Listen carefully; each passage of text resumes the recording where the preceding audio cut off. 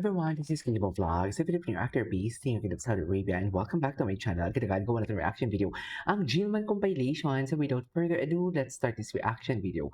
Let's check it out. What do you call this? What Jillman has to offer. Ano to?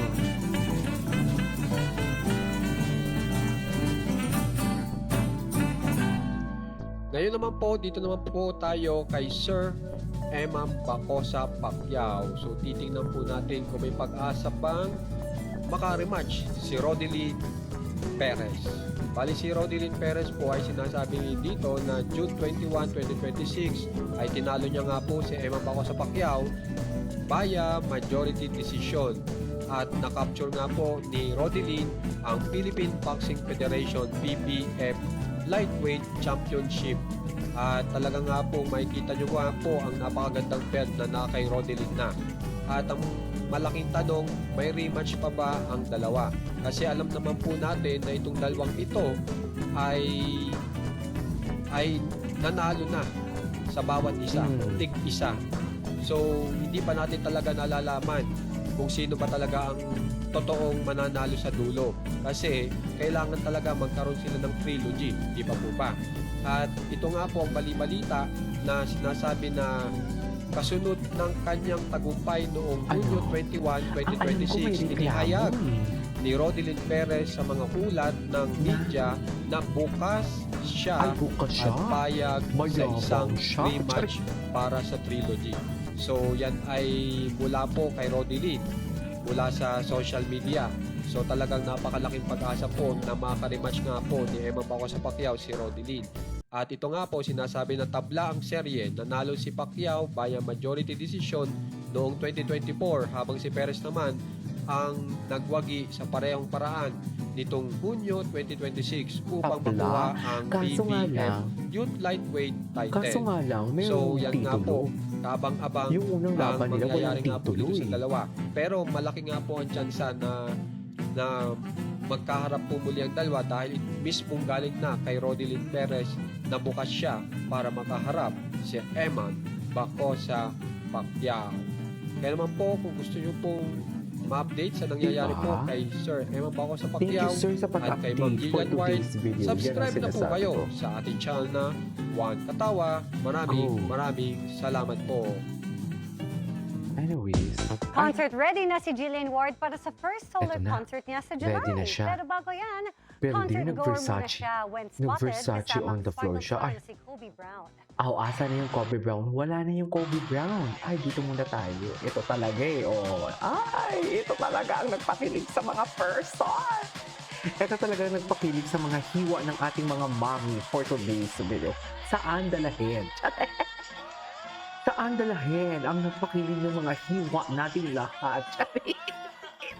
Di ba, ma'am? Tama naman ako, di ba? Ay, Diyos ko. Iba talaga ang atake ng G1 natin. Iba talaga sila, ma'am. Iba talaga? Oo. Oo. Diba? Yan ang sinasabi ko. Oh.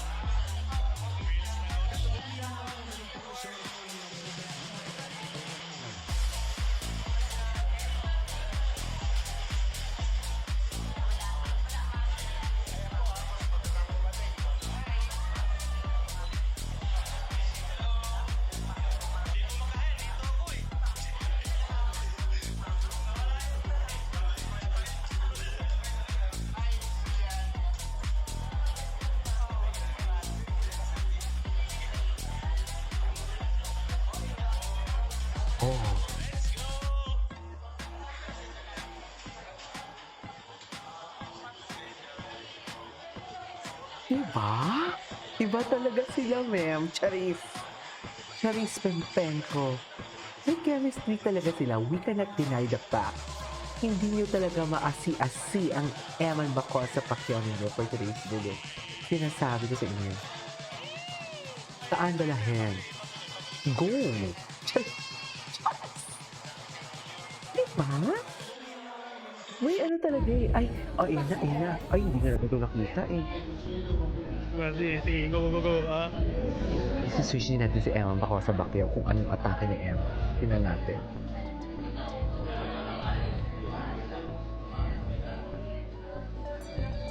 At si Jillian talaga ang nagpa-pray over. Jillian talaga.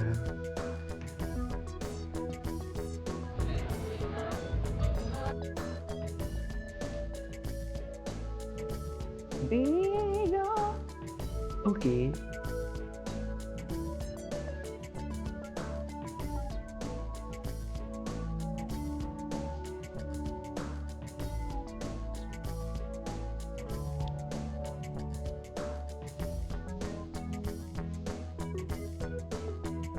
Okay.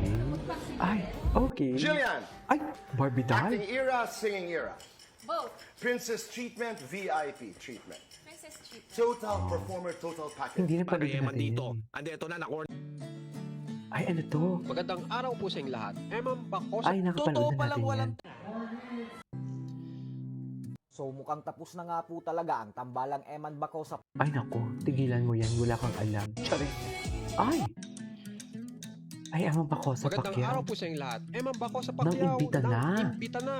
Ay, Jillian tapos Ward. naman.